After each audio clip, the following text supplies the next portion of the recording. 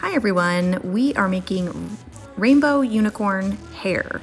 My daughter is obsessed with rainbows and she is also obsessed with unicorns. So I am making her a dream catcher that has 8 different rainbow unicorns on them. So right now what I'm doing is I'm doing the chain for the hair for the unicorns. I'm super excited about how these turned out. They're really fun to do and they're easy to do too. And it's kind of mind-numbing. You can sit in front of the TV and do. So here I'm just chaining.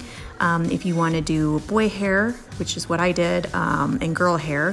For boy hair I did 10. So I'm counting my 10 stitches or chains. And then for the girl hair I did 20 chain stitches. So here I start to single crochet back down the 10, starting with number 8 stitch. So you're really only single crocheting 8 times, all the way back down to the beginning of your hair.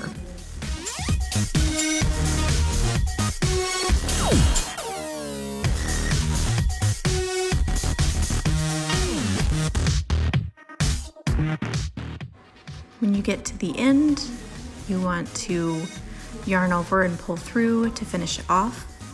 Have a little extra that you cut, and then tie the 2 ends together after pulling through.